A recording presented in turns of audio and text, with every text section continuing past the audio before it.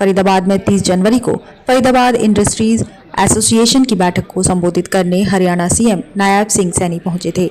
उनके पहुंचने पर होटल रेडिसन में सुरक्षा के खासे इंतजाम भी देखने को मिले। वहीं भाजपा कार्यकर्ता विपुल गोयल, राजेश नागर ने सीएम के पहुंचने पर बुके देकर स्वागत किया।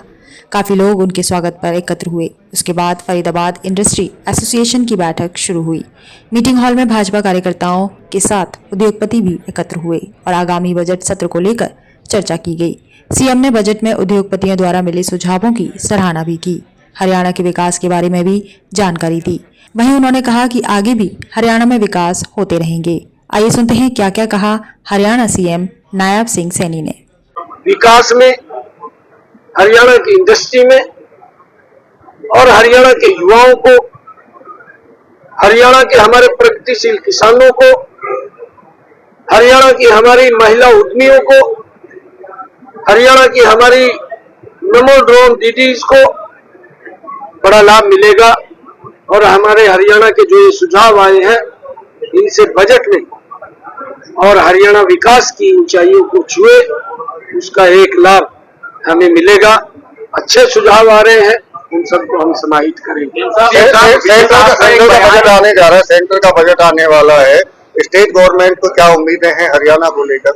देखिए, क्योंकि उम्मीदें तो होती है, बहुत सारे प्रोजेक्ट हैं हमारे हरियाणा के अंदर। पीछे भी काफी प्रोजेक्ट पूरे हुए हैं।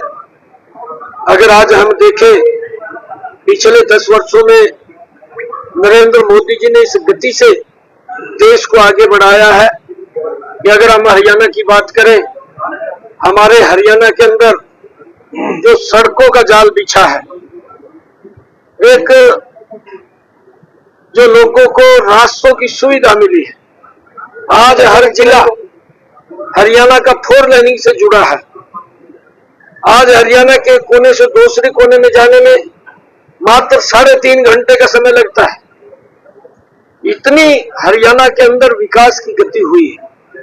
हरियाणा में यूनिवर्सिटीज बनी है, हरियाणा के अंदर हमने कॉलेजेस बनाए हैं, हरियाणा में एम्स खड़ा हुआ है।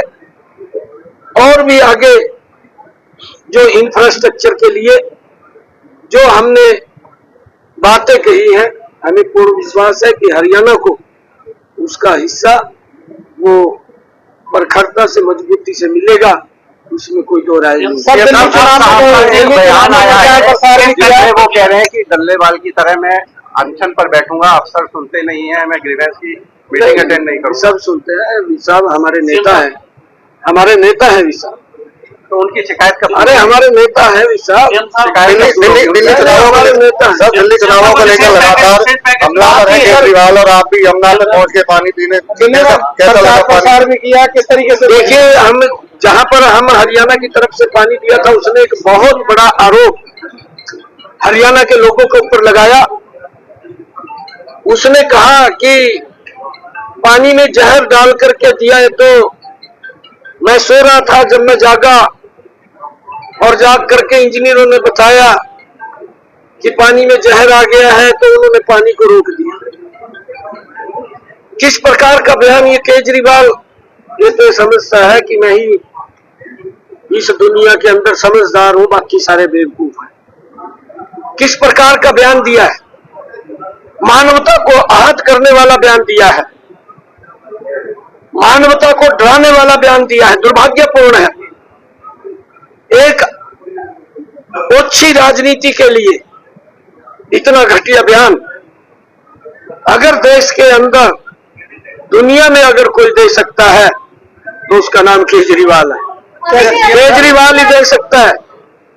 उसने जो कहा है कि मास जेनोसाइड होगा, दुर्भाग्यपूर्ण है। लोगों के अंदर भय पैदा करने का बयान उसने दिया है कि लोग पानी पीना छोड़ दें।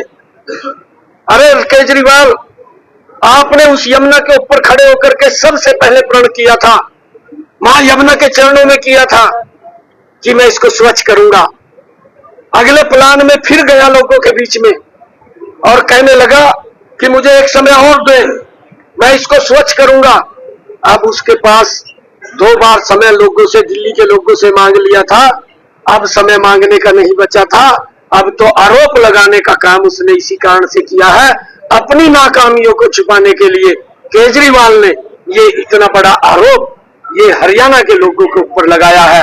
मैं केजरीवाल को मैंने पीछे भी कहा था, दिल्ली की जनता से माफी मांगे और उसको तो चुनाव नहीं लड़ना चाहिए था जब वो काम करने में सक्षम नहीं है, क्योंकि झूठे वादे किए हैं, झूठे वादे करके लोगों को बरगलाने का काम किया है। 5 तारीख को केजरीवाल को दिल्ली की जनता जवाब देने वाली है, सुपड़ा साफ होने वाला है। और अब कभी कहीं किसी मोहल्ले में जाता है, वहां जाकर के बोलता है आपका नाला साफ नहीं है, आपका सीवरेज ओवरफ्लो है, आपकी गली के अंदर पानी है, मैं अधिकारियों को क्लास लूंगा।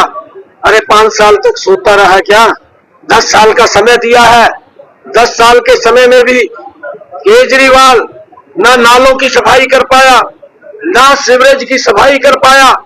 जो वायदा दिल्ली के लोगों से किया था कि मैं स्वच्छ जल दूंगा, गंदा पानी के ऊपर 10 सालों में भी उनको मजबूर करने का काम अगर किसी ने किया, वो केजरीवाल ने किया है। क्या कोई और केजरीवाल, हाँ, उसका कारण है केजरीवाल वोट तो लेता रहा परंतु काम नहीं किया। उस वक्त दिल्ली के लोगों को बताए कि जो एसटीपी था उसको बढ़ाने की बजाय चलो तूने बढ़ाया नहीं है। नरेंद्र मोदी जी ने 8,500 करोड़ रुपया दिया एसटीपी लगाने के लिए। यह व्यवस्था लोकल सरकार के हाथ में होती है कि वो लोकल सरकार उस व्यवस्था को ठीक करे, ये उसकी जिम्मेवारी है। 10 साल उसको हुए हैं, 10 सालों के अंदर भी उसने एसटीपी तो लगाने की तो दूर की बात, उसकी सफाई तक नहीं की। जो पौंड थे उनकी भी सफाई नहीं की, लोगों को गंदा पानी पीने के ऊपर मजबूर किया और लोग तो गंदा पानी पी रहे हैं। केजरीवाल ने अपने शीश महल के आगे 15 करोड़ रुपए की लागत से एसटीपी लगा लिया, अपने आप तो स्वच्छ पानी पी रहा है, दिल्ली के लोगों को गंदा पानी पीने के ऊपर मजबूर कर रहा है। आप दिल्ली में प्रचार कर रहे हैं, कितनी सीटें आने की उम्मीद है? इसके खिलाफ कोई कानूनी कार्रवाई भी की जाएगी जिस तरीके का? देखिए, जिस प्रकार का इसने बयान दिया, जो कानून काम करेगा वो करेगा, कानून काम करेगा इसके खिलाफ। ऐसा नहीं है लोगों को डराने का, लोगों के अंदर भय पैदा करने का कि मास जेनोसाइड हो जाएगा। अरे तू कहां से ये सोच लेकर के आया है? दिल्ली में भारतीय जनता पार्टी की सरकार बहुत बड़े मैंडेट के साथ दिल्ली में बन रही है। दिल्ली के लोगों ने मन बना लिया है कि अब इसको झाड़ू से साफ करेंगे। इसने गंद फैला रखा है हरियाणा के लोगों पे